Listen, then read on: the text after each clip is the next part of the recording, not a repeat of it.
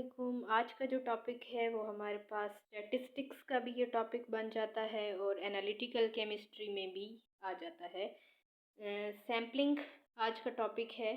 तो सैम्पलिंग को समझने से पहले हमें पता हो कि सैम्पल इटसेल्फ क्या है, देन सैम्पलिंग को देखते हैं क्या है।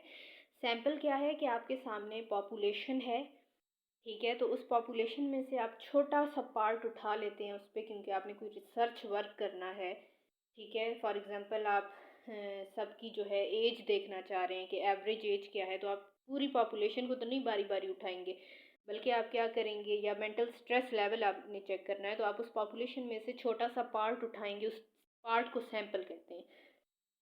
उसके बाद सैम्पलिंग क्या होती है। सैम्पलिंग आपके पास होती है कि ये जो इसी टेक्निक सैंपल को चूज़ करने की ही टेक्निक को सैम्पलिंग कहते हैं। Part of population taken on which research is conducted is called sampling. कि आपने पार्ट पॉपुलेशन का ले लिया, अब आपने उस पर रिसर्च करनी है, इस टेक्निक को सैम्पलिंग कहा जाता है। सैम्पलिंग की फर्दर दो जो है टाइप्स हैं। एक है प्रोबेबिलिटी सैम्पलिंग और दूसरी है नॉन प्रोबेबिलिटी सैम्पलिंग। प्रोबेबिलिटी का मतलब होता है कि बाय चांस यानी कि रैंडमली, और नॉन प्रोबेबिलिटी का इटसेल्फ मतलब क्या है उर्दू में कि नॉन रैंडमली यानी कि स्पेसिफिकली नॉट बाय चांस। तो अब इसको देखते हैं कि प्रोबेबिलिटी सैम्पलिंग क्या है।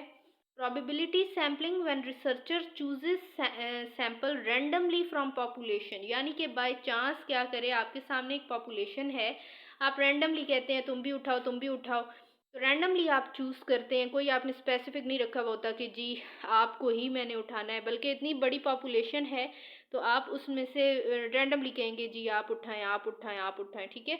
इसको प्रोबेबिलिटी सैम्पलिंग कहते हैं। अब प्रोबेबिलिटी सैम्पलिंग और इसकी टाइप्स को देख लेते हैं। इसकी टाइप्स कंप्लीट करने के बाद फर्दर फिर हम टाइप 2 सैम्पलिंग की तरफ जाएंगे और उसकी टाइप्स के साथ उसको देखेंगे। ओके, तो पहला प्रोबेबिलिटी सैम्पलिंग है। तो इसकी ये टाइप्स हैं 5। Simple random sampling, systematic random sampling, stratified random sampling, cluster random sampling and multiple stage random sampling या multi stage random sampling. First is simple random sampling. As the name suggests itself कि sample को आपने population में से simply randomly ही collect कर लेना है, जैसे कि प्रोबेबिलिटी सैम्पलिंग की डेफिनेशन इटसेल्फ बता रही है। फॉर एग्जांपल आपके पास एक पॉपुलेशन है, उसमें मेल और फीमेल पूरी क्लास, आप अपना क्लासरूम देख लें, मेल भी हैं फीमेल भी हैं, यूनिवर्सिटी लेवल पे स्पेशली, तो बैठे हुए हैं, ठीक है। तो आप रैंडमली किसी को भी बीच में से उठाएं आप उठाएं, फीमेल में से 2-4 को उठा लें, ठीक है। तो आपने ये रैंडमली कलेक्शन की है सिंपली सैंपल की, तो इसको सिंपल रैंडम सैम्पलिंग कहते हैं। Next is systematic random sampling. Next आपके पास सिस्टमैटिक रैंडम सैम्पलिंग को देखा गया है। इसमें क्या होता है कि स्पेसिफिकली आप करते हैं, यानी कि आप एक लिस्ट बनाते हैं, ठीक है। रैंडमली ही आपने करना है, लेकिन एक लिस्ट आप बनाएंगे, क्योंकि आप प्रोबेबिलिटी सैम्पलिंग देख रहे हैं। आपने लिस्ट बनाई लोगों की, या फॉर एग्जांपल आपकी क्लासरूम में ही स्टूडेंट्स बैठे हुए हैं, तो आपने आप सिंपल रैंडमली चूज़ नहीं करना, बल्कि रैंडमली ही एक सिस्टमैटिक वे में चूज़ करना है। हर तीसरे बच्चे को उसमें से उठा लें, हर तीसरे बच्चे को एक रेगुलर वे में उठा लें, ये सिस्टमैटिक रैंडम सैम्पलिंग है, ठीक है। क्लासरूम को ज़हन में रखें प्लीज़। स्ट्रेटिफाइड रैंडम सैम्पलिंग, जैसे कि नेम सजेस्ट कर रहे हैं कि स्ट्राटास बनाने हैं। स्ट्राटा होता है एक जैसे ग्रुप। आपके क्लासरूम में मेल भी हैं फीमेल भी हैं, तो आप ऐसा करें एक ग्रुप में सिर्फ मेल को रख दें, सेम जिसमें लो जेंडर हो, और एक जो है ग्रुप उसमें आप फीमेल्स को रख दें, तो होमोजीनियस ग्रुप बन गए, यानी कि एक सेम जो है ग्रुप बना जो पूरा मेल के लिए था, एक ग्रुप बना जो फुली फीमेल्स के लिए था। अब इसमें से आप रैंडमली उठा लें, मेल में से कहें 2-4 आप उठाएं, फीमेल में से कहें कि जी 3-4 आप उठाएं, ये स्ट्रेटिफाइड सैम्पलिंग है। जस्ट आपने होमोजीनियस बनाए और इनमें से रैंडमली उठा लिया, सही है। उसके बाद है जी cluster random sampling. Cluster random sampling में आप इस चीज़ को जहन में रखें कि आपके पास जो है ना मेल भी हैं क्लासरूम में, फीमेल भी हैं। अब आपने क्या करना है कि क्लस्टर बना लेना है। क्लस्टर क्या होता है कि होमोजीनियस ग्रुप होता है कि सेम में दोनों को अलग कर लें, पूरे में मेल हों, इसमें सारी सेम फीमेल्स हों, ठीक है, सेम जेंडर हो। लेकिन इसमें क्लस्टर का क्या मतलब होता है कि मेल प्लस फीमेल के आप क्लस्टर बना लें, ठीक है। तो क्या होगा कि फॉर एग्ज़ाम्पल मैंने क्या किया है, स्पेसिफिकली मैंने रैंडमली क्या किए हैं, 3 क्लस्टर बना लिए हैं। पूरी इतनी बड़ी तादाद थी, मेल थे, फीमेल थे, मैंने मेल प्लस फीमेल एक क्लस्टर होता है, ये मैंने 1-2 क्लस्टर बनाए। अब इसमें से मैं क्या करूँगी, इस रिसर्च सब पे करूँगी। फॉर एग्ज़ाम्पल इधर से मैंने 2 मेल और 2 फीमेल एक ग्रुप बना दिया, 3 मेल 3 फीमेल एक ग्रुप बना दिया, 1 मेल 1 फीमेल का एक ग्रुप बना दिया।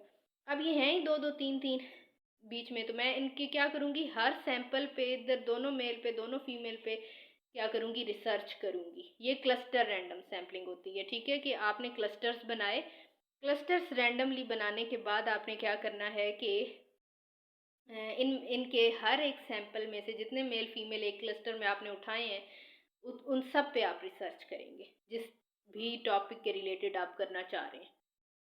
नेक्स्ट आपके पास मल्टीपल स्टेज रैंडम सैम्पलिंग है। क्लस्टर ये किस तरह से डिफरेंट पे है कि क्लस्टर में भी आप क्लस्टर्स ही बना रहे थे और मल्टीपल स्टेज में भी आप क्लस्टर्स ही बनाएंगे, लेकिन उसमें क्या था कि रिसर्च जितने क्लस्टर आपने उठाए उनके हर एक सैंपल पे आप करेंगे, जितने मेल फीमेल हर क्लस्टर में।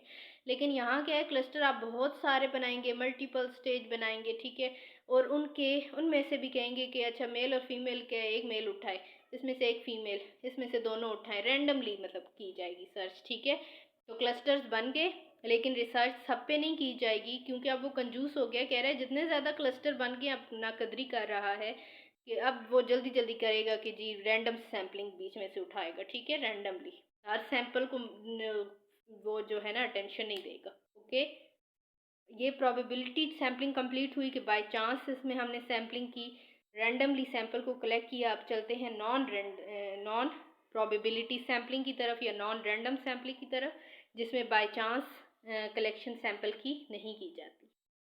नॉन प्रोबेबिलिटी सैम्पलिंग की आपके पास डेफिनेशन लिखी है, when the researcher choose sample non randomly और specifically from the population is called non probability sampling. यानी कि आप जो सैंपल चूज़ करेंगे वो नॉन प्रोबेबल होगा, यानी कि वो चांस की बेसिस पे नहीं होगा, बल्कि आपने स्पेसिफिकली उठाया है। इसकी भी टाइप्स हैं डेफिनेशन के बाद, quota sampling, judgmental sampling and convenience sampling. Quota sampling क्या है कि आप देखते हैं कि ज़्यादातर आपके पास वो एड्स आते हैं कि एडवर्टाइजमेंट्स में ये लिखा होता है कि 40% जॉब कोटा है मेल्स के लिए, 50% फीमेल्स के लिए, ये वो। तो कोटा सैम्पलिंग में यही आ जाता है कि percentage that is reserve for particular section. ये मैंने एग्जांपल दी है, परसेंटेज मैंने जॉब के लिए रिजर्व कर दी, रिटेन कर दी, सेव कर दी, और पर्टिकुलर सेक्शन मेरा फीमेल्स था। ओके, ये होती है कोटा सैम्पलिंग। नेक्स्ट है जजमेंटल सैम्पलिंग। जजमेंटल सैम्पलिंग में क्या होता है कि आप जजमेंटल बन जाते हैं, आप अपने प्रीवियस नॉलेज की बेसिस पे कहते हैं कि एक सूटेबल सा सैम्पल मुझे चूज़ करना है, क्योंकि पिछले साल मैंने ये सैम्पल लिया, मेरे पास रिज़ल्ट अच्छे नहीं आए, अब मैं इस तरह का लेना चाह रही हूँ जो रिज़ल्ट अच्छे दे। ठीक है, पिछली दफ़ा मैंने लड़कों को उठाया, जवान लड़कों को, इस बार उनसे रिज़ल्ट अच्छा नहीं आया, इस बार मैंने इस उम्र के लोगों को इस चीज़ के लिए उठाना है, तो जजमेंटल आप हो जाते हैं। ओके, प्रीवियस नॉलेज की बेसिस पे, एक्सपीरियंस की बेसिस पे। कन्वीनियंस सैम्पलिंग क्या है? कन्वीनियंस सैम्पलिंग बड़े मज़े का है कि आपका टीचर क्लासरूम में खड़ा है आपके सामने, तो कुछ स्टूडेंट्स आगे बेंचों पे होते हैं, कुछ पीछे बेंचेस पे होते हैं, तो अब जो टीचर के नज़दीक सामने सामने बेंचेस वाले स्टूडेंट्स हैं उनको वो उठा लेगा। कन्वीनियंस यही होता है कि जिसमें उसका अपना सुकून हो, आराम हो। ठीक है, तो ये एक टीचर है फॉर एग्जांपल, तो इसके नज़दीक जो लोग बैठे हैं उनको ये उठा लेगा, दूर दराज पे जो भी बैठे हुए हैं क्लासरूम में उनको नहीं उठाएगा, जो इजीली अवेलेबल है उन्हें उठा लेगा।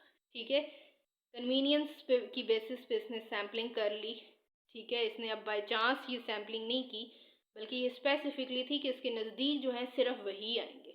ओके, तो ये थी सैम्पलिंग, और बहुत मज़े का टॉपिक था। कोई भी क्वेश्चन इससे रिलेटेड हो तो कमेंट बॉक्स में पूछिए। अल्लाह हाफ़िज़।